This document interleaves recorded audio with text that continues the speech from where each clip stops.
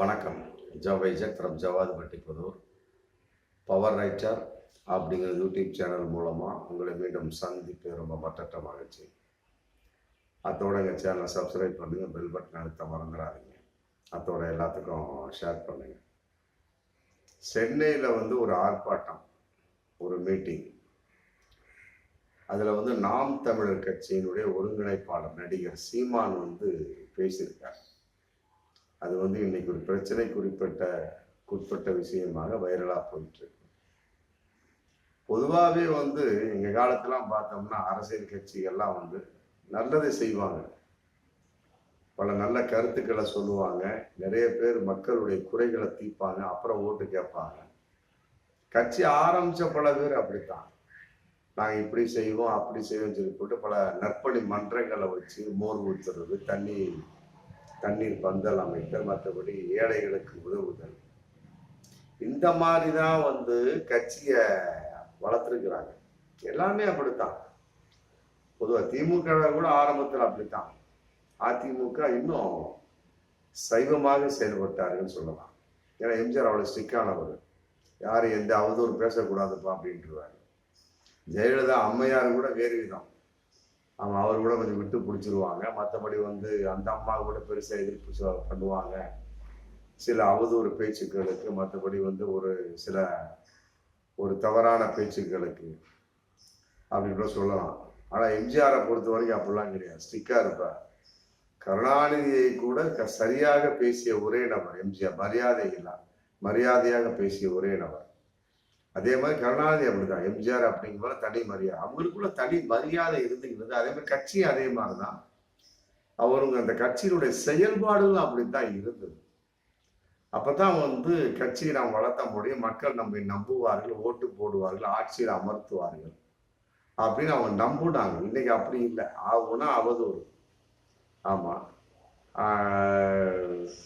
இருக்கக்கூடிய அதிகாரிகளை பற்றி பேசுவது, மற்றபடி இருக்கக்கூடிய சாதி மத பேதங்களை பிரித்து பேசுவது, சண்டையை மூட்டி விடுவது, கட்ட பஞ்சாயத்து பண்ணுவது, மற்றபடி போலீஸ் அதிகாரிகளை அவதூறாக பேசுவது, அப்புறம் அரசியல்வாதிகளை கூட அவதூறாக பேசுவது. அரசியல்வாதிகள் பேசினாலும் சரி, போலீஸ் அதிகாரிகள் பேசினாலும் வேறு விதமா டீசெண்டாகவும் பேசுறாங்க, காட்டு பயலாட்டம் மற்றபடி கண்டபடி பேசக்கூடிய சமயத்துல மக்கள் என்ன நினைப்பார்கள் அப்படிங்கிற ஒரு வார்த்தை இன்னைக்கு இந்த ஒரு எண்ணெய் இன்றைய கட்சிகளுக்கு இல்லவே இல்லை என்றுதான் சொல்லணும்.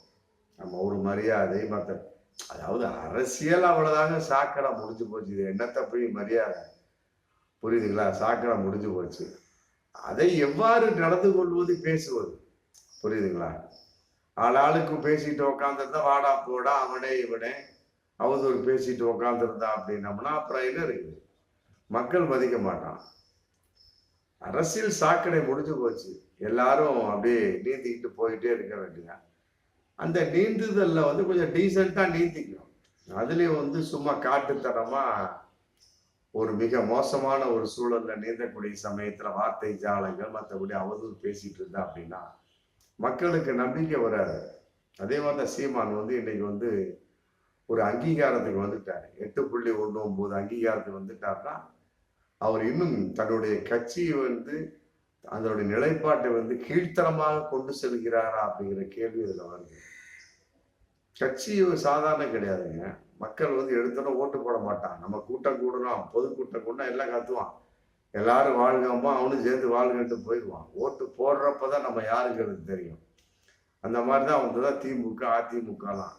இன்னும் சொல்ல போனா திமுகவை விட அதிமுக ரொம்ப டீசெண்டாக வளர்க்கப்பட்ட ஒரு கட்சி. இன்னைக்கு கசாமுசா கண்ட இது இப்ப கண்டபடி நாரி போச்சு. அது அப்புறம் பேசிக்கலாம். இன்னைக்கு அதிமுக, புரிஞ்சுக்கலாம். ஆனா எம்ஜிஆர் காலத்துல ரொம்ப டீசென்ட் கட்சினா எப்படி, என்ன சமாச்சாரம், ஒரு மிகப்பெரிய ஒரு வன்முறைக்கு போக மாட்டாரு. திமுக காரங்களே வன்முறைக்கு வந்தாலுமே கூட ஒதுங்கி நின்று நமக்கு மக்கள் வழிவிடுவார்கள் அப்படிங்கிற ஒரு மனப்பான்மை கொண்டவர் எம்ஜிஆர். அதனாலதான் இன்னைக்கு ஒரு கருத்து உண்டு, கடைசி வரைக்கும் அவர் தான் முதலமைச்சர், ஹாட்ரிக் அடிச்சவர். இன்னைக்கு இருந்தாலும் அவர் தான் முதலமைச்சர், அதுல மாற்று கருத்தே கிடையாது. திமுக வரவே முடியாது. அந்த அளவுக்கு மக்கள் மனசுல பதிஞ்சதுக்கு காரணம் என்ன தெரியுங்களா? அந்த நல்ல செயல்பாடுகள், நல்ல பேச்சுக்கள், எம்ஜிஆருக்கு வந்து அந்த அளவுக்கு இதா பேச தெரியாது. ஒரு மெல்லினமா கலைஞரை போல ஒரு இலக்கிய நயமா பேச தெரியாது, நடிக்க தெரியும் அவ்வளவுதான். மற்றபடி வந்து பேச தெரியாது. இருந்தாலுமே கூட ஒரு சாதாரண பேச்சுல கூட ஒரு நார்மலா இருப்பார். ஆமா, ஒரு அவமரியாதையா பேச விட மாட்டார், தங்களுடைய கட்சிக்காரர்களை நடந்து விட விட மாட்டார். அந்த மலை இருக்கிறனால இன்னைக்கும் அந்த மதிப்பு உண்டு. எம்ஜிஆரா எங்க பக்கமெல்லாம் எம்ஜிஆர் இன்னைக்கு உயிரோடு இருக்கிறார் அப்படின்னு நினைச்சிட்டு இருக்காங்க நிறைய பேர். ஆமா, காரணம் என்ன, ரெட்டையில இருக்குல்ல அப்படிங்கிறப்ப எம்ஜிஆர் இருப்பாங்க சொல்றாங்க. கிராமத்துல பல பேர் இருக்காங்க இன்னைக்கு. அந்த அளவுக்கு வந்து பெயரை காப்பாற்றினார்கள் அன்னைக்கு, பெயரை காப்பாற்றினார்கள். அது மாதிரி வாய் கொழுப்பு இல்லாம, வாய் சவடான் இல்லாம, ஏன்னா அந்த அளவுக்கு மட்டும் மரியாதையா போனாங்க. இன்னைக்கு அப்படி கிடையாது. ஆமா, எந்த கட்சி எப்படி பேசுறான் அப்படின்ட்டு சொல்லவே முடியல. மரியாதை குறைவான பேச்சுக்கள். மற்றபடி வந்து ஒரு அவதூறு இருக்க வேண்டியதான். ஒரு போலீஸ் அதிகாரிகளை குறை சொல்ல வேண்டியதான். அதுக்காக வந்து ரொம்ப அவதூறாக பேசக்கூடிய சமயத்தை மக்கள் என்ன நினைப்பார்கள் அப்படின்னு இருக்கு இல்லையா, அது மாதிரிதான் பேசியிருக்காரு. 2 நாளைக்கு முன்னாடி நடந்த சென்னை பொதுக்கூட்டத்துல நாம் தமிழர் கட்சியினுடைய சீமா பேசியிருக்கார். போலீஸ் அதிகாரிகளை பத்தி அவதூறா பேசியிருக்கார். ஆமா, அது வந்து இன்னைக்கு மிகப்பெரிய ஒரு பிரச்சனையாகி அதை வந்து ஒரு நபர் என்ன பண்ணியிருக்காரு, திருச்சி எஸ்பி வருணுக்கு வந்து அதை பாஸ் பண்ணி விட்டுருக்காரு. அவரு பார்த்துருக்காரு, இந்த மாதிரி பேசுறாங்க. இப்படி அவரு வந்து இன்னைக்கு வந்து விளக்கம் கேட்டு வக்கீல் நோட்டீஸ் அனுப்பிச்சிருக்கிறார். எப்படி நீங்க பேசுற, என்ன கருத்துல பேசுறீங்க அப்படி விளக்கம் கேட்டு வக்கீல் நோட்டீஸ் அனுப்பிச்சிருக்காரு. அதை வந்து தன்னுடைய எக்ஸ் தளத்திலையும் போட்டார். சீமானுடைய அநாகரிகமான அவதூறான பேச்சுக்கு நாங்கள் விளக்கம் கேட்டு நோட்டீஸ் அனுப்பிச்சிருக்கேன். ஜனநாயகத்தின் மேலும் மற்றபடி வந்து மக்கள் மேலே எனக்கு மிகப்பெரிய நம்பிக்கை இருக்கு. ஏன்னா பொது மேடையில் இவ்வாறு பேசுவதை மக்கள் ஏற்றுக்கொள்ள மாட்டார்கள். ஏன்னா அப்படிங்கிறப்ப நாங்க எப்படி ஏத்துக்குவோம், போலீஸ் ஆபீசர்ஸ் நாங்க எப்படி ஏத்துக்குவோம், அதனால எங்களுக்கு விளக்கம் வேணும்னு போட்டேன். எக்ஸ் தளத்தையும் பதிவிட்டுட்டார் திருச்சி எஸ்பி வருண்குமார். மற்றபடி ஸ்ட்ரைட்டா சீமானுக்கு நோட்டீஸும் அனுப்பிச்சிட்டார். இப்படியே தான் ஒவ்வொரு தடவையும் ஏதோ ஒரு பிரச்சனை. இப்பதான் சமீபத்துல சாட்டை முருகன் ஒரு பிரச்சனை தப்பிச்சாரு. சண்டாளன் அப்படின்னு ஒரு வார்த்தையை சொல்லி, கருணாநிதி சண்டாளன் வார்த்தை, கருணாநிதி சண்டாளனே அப்படின்னு சொல்லக்கூடிய ஒரு பாடல்ல இருக்கு. அதன் அடிப்படையில வந்து இவரு அந்த மேடையில சாட்டை முருகன் பேசுற வகையில் அது பிரச்சனையாகி இன்னைக்கு ஜாமீன் கொடுக்க முடியாத ஒரு சூழல்ல வந்து இன்னைக்கு கீழ்கோட்டை நீங்க பாருங்க போட்டு சொல்லிட்டாங்க. அதன் அடிப்படையில் வந்து சாட்டை முருகன் வந்து பிரமாண பத்திரத்தை தாக்கல் பண்ணிட்டு, ஆல்ரெடி ஒரு பிரமாண பத்திரம் தாக்கல் பண்ணி இனிமே வந்து எந்த தலைவரும் அவதூறாக பேச மாட்டேன் வார்த்தை கொடுத்துருக்காரு. அதே மீறி கருணாநிதி மீண்டும் பேசினாரு. இன்னைக்கு மீண்டும் மாட்டிக்கிட்டார் சாட்டை முருகன். ஆமா, கீழமை கோர்ட்டு கொடுத்தாதான் ஜாமீன், நாங்களாம் கொடுக்கலான்னு அவங்க கீழே பாஸ் பண்ணி விட்டாங்க. அதே மாதிரிதான் அந்த இஸ்லாமியர்கள் கிறிஸ்தவர்கள் கூட ஒரு நேரம் தரக்குறவா பேசினார். எல்லாமே வந்து சாத்தானின் பிள்ளைகளாக மாறி விட்டார்கள் அப்படின்னா, அது சினிமாவில் டைலாக் பேசுற மாதிரி நினைச்சிட்டாரு போல இருக்கு. ஆமா, நடிகர் சீமான், நாம் தமிழர் ஒருங்கிணைப்பாளரோட சீமான். அப்புறம் அதுக்கு பின்னால வந்து மிகப்பெரிய ஒரு சர்ச்சை உருவாச்சு. யாரும் அந்த அளவுக்கு பெருசா பண்ணிக்கிறாங்க. ஏன்னா இஸ்லாமிய கிறிஸ்தவனும் அந்த அளவுக்கு அதெல்லாம் பெருசா எடுத்துக்க மாட்டான். ஒரு இந்து நண்பர்கள் வந்து எடுத்துக்குவாங்க, தங்களுடைய மதத்தை அவதூறாக பேசி விட்டான்னு போட்டு. ரொம்ப முடியாத ஒரு பட்சத்துக்கு தான் இஸ்லாமியனு கிறிஸ்தவனை வந்து கோர்ட்டுக்கு போவான், போலீஸுக்கு போவான், இல்லைன்னா அவங்களுக்குள்ளே தீர்த்துக்குவாங்க. அப்புறம் அதன் அடிப்படையில் வந்து சிறுபான்மை மக்கள்னு இஸ்லாமியர் சொன்னார், செருப்பால் அடிப்பேன்னு போட்டு அது ஒரு வார்த்தை சொன்னாரு.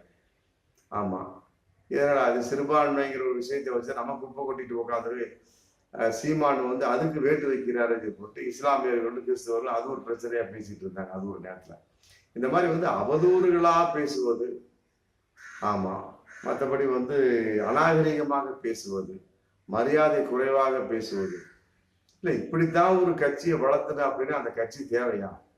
மக்கள் தான் யோசிக்கணும். இல்லை அப்படி ஒரு கட்சி தேவையா? அப்படி ஒரு கட்சிக்கு ஒரு தலைவன் தேவையா? ஒரு ஒருங்கிணைப்பாளர் தேவையா? கட்டாயமா ஏற்றுக்கொள்ள முடியாது. நல்லது செய்யுங்க, கட்சி மக்களுக்கு நல்லது செய்யுங்க. எத்தனையோ குடிநீர் பிரச்சனைகள் இருக்கு, வேலை வாய்ப்பின்மை இருக்கு. ஆமா, தேடி வர வீட்டுக்கு நீங்க தேடி போக வேண்டிய அவசியம் இல்லை. அவங்க உதவின்னு வரக்கூடிய அவங்களுக்கு நீங்க உதவி செய்யுங்க.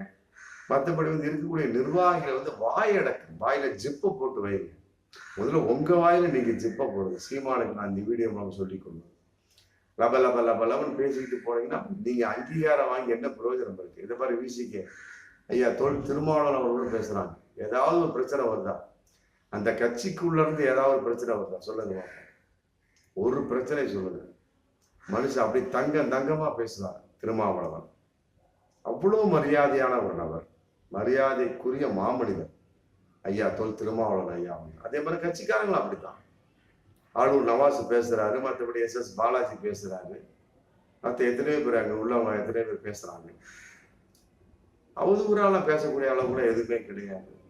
அநாகரீகமாக யாரும் பேசுறதெல்லாம் கிடையாது. குறிப்பாக திருமாவளவன் ஐயாலாம் அவதூறா பேசியிருக்காங்களா அப்படின்னு சந்தேகமாக இருக்கு.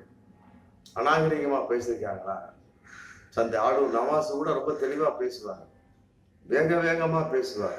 பட் மரியாதையா கரெக்டா வார்த்தைகள் இருக்கும், அவதூறுகள் இருக்காது, பல கேள்விகள் கேட்பார். அது ஜனநாயக முறை, அது பேச்சு சுதந்திரம். அதுக்காக அநாகரிகமா பேசுவதா பேச்சு சுதந்திரம் சொல்ல முடியாது. அவதூறாக பேசுவது பேச்சு சுதந்திரம் சொல்ல முடியாது. அது குறிப்பா போலீஸ் ஆபீசர்ஸ். ஃபர்ஸ்ட் சாட்டை முருகன் பேசுறது கூட அந்த மாதிரி பிரச்சனை ஆகிடுது. அதே மாதிரி இப்பதான் பிலிக்ஸ் ஜெரால்ட் அப்படிங்கிற ஒரு பேட்டி கண்டா, சவுக்கு சங்கர் அப்படிங்கிற இப்பதான் பேசி முடிச்சாரு. பெண் போலீஸ் அதிகாரிகள் அவதூறாக பேசுறாங்க, அவரை தூக்கி இன்னைக்கு உள்ள போட்டிருக்கிறாங்க.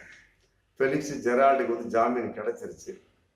இப்பதான் பெண் போலீஸ் அதிகாரிகளை அவதூறா பேசி இன்னைக்கு ஒரு பிரச்சனை ஒரு 2-3 மாசமா முடிஞ்சிருக்கு. இப்ப திருப்பி இவரு போலீஸ் அதிகாரிகளே அவதூறா பேசியிருக்காங்க. இத்தனைக்கு ஒரு கட்சியினுடைய ஒருங்கிணைப்பாளர் பேசலாமா? இப்படி இருக்கக்கூடிய சமயத்துல பொதுவாகவே போலீஸாரும் ஒரு மனுஷன் தாங்க. ஆமா, அவங்க என்னதான் பண்ணுவாங்க சொல்லுங்க. அப்படி அப்ப என்ன பண்ண முடியும்? அவங்களுக்குள்ள ஒரு விருப்புணர்வு வரும். என்னடா இந்த போஸ்ட்ல இருந்தாலே ஆளாளு கொடுத்து பேசுவான் போல இருக்கு, நம்ம என்ன நாய்களுக்கு சமமானவர்களா அப்படிங்கிற அவங்களுக்குள்ள ஒரு மிக மரியாதைக்குறைவான ஒரு எண்ணம் வரும். அதெல்லாம் ஏற்றுக்கொள்ள முடியாது. ஏன் இந்த அளவுக்கு பேசுறீங்க, ஏன் இந்த அளவுக்கு செய்யறீங்க அப்படின்னு. என்னடா அது நம்ம இப்படித்தான் இருக்கணுமா, இந்த பதவியில் இருக்கணுமா, இவ்வளவு கேவலமா பேசுறானுங்க, இவ்வளவு அவதூறா பேசுறானுங்க, இவ்வளவு அநாகரிகமா பேசுறானுங்க, நம்மளை ஒரு மனுஷனாவே மதிக்க மாட்டேங்கிறாங்க. நம்ம இவ்வளவு காவல்ல இருக்கிறோம், மற்றபடி அந்த கட்சிக்கே நம்ம ஒரு ஆதரவா செயல்படுறோம். எவ்வளவு இருந்தாலும் சரி, ஆகும்னா பல கட்சி பார்த்தீங்கன்னா தெரியும். ஒரு ஆகும்னா போலீஸ் மேலதான் ஒரு கள்ள தூக்கி எறிவான் அரசியல்வாதி. போலீஸ் அப்படி பண்ணி விட்டாங்க, அவங்க செஞ்சது ஒழுங்காவே இருக்கும், அதை கண்டுக்கவே மாட்டாங்க அரசியல்வாதிகள். ஆமா, அந்த மாதிரிலாம் நிறைய விஷயம் இருக்கக்கூடிய சமயத்துல, இந்த மாதிரிலாம் பேசக்கூடிய சமயத்துலயும் அவங்களுக்கு உள்ள ஒரு அந்த தாழ்வு மனப்பான்மை மன உளைச்சல் வரும் இல்லையா? அதனால வரும் காலங்களில் எந்த கட்சியாக இருக்கட்டும், அது நடிகருடைய சீமானுடைய நாம் தமிழர் கட்சியாக இருக்கட்டும், எந்த கட்சியாக இருக்கட்டும், ஆமா, போலீஸ் ஆபீஸர்களை அவதூறா பேசாதீங்க. பேசுவதாக இருந்தால் டீசெண்டா, நீட்டா, அழகா, மரியாதையாக பேசுங்க. ஆமா, மரியாதையா பேசுங்க. ஒரு தவறான வார்த்தை கூட வேறு விதமா நம்ம பேசலாம். விளக்கமாறை சில பேர் பட்டு குஞ்சம்னு சொல்லுவாங்க கிராமத்துல, அந்த மாதிரி பேசலாம். அப்படி பேசக்கூடிய சமயத்துல அவங்களே உணர்வாங்க, என்னடா நம்ம இப்படி நடந்துக்கிட்டோமோ, இப்படிலாம் நம்முடைய போலீஸ் வட்டாரத்தில் நடந்துக்கிறாங்களா அப்படி அவங்களுக்குள்ளே ஒரு எண்ணம் திருத்துறதுக்கு வாய்ப்பு இருக்கு. இந்த மாதிரி பேசக்கூடிய சமயத்தை அவங்களுடைய மனசு இன்னும் முரண்படும். ஆமா, அதை சீமான் போன்றவர்கள் புரிந்து கொள்ள வேண்டும். வரும் காலங்களில் அவர் போலீஸ் அதிகாரிகள், மற்றபடி முக்கிய அதிகாரிகள், குறிப்பாக பெண் போலீஸ் அதிகாரிகள்லாம் இந்த மாதிரிலாம் அவதூறா பேசாதீங்க. இது நாம் தமிழர் கட்சி மட்டுமல்ல, அனைத்து ஒட்டுமொத்த கட்சிகளுக்குமே மக்கள் எதிர்பார்க்கக்கூடிய ஒரு வேண்டுதலாகத்தான் இருக்குது. மீண்டும் அடுத்த வீடியோ சந்திப்போம். நன்றி.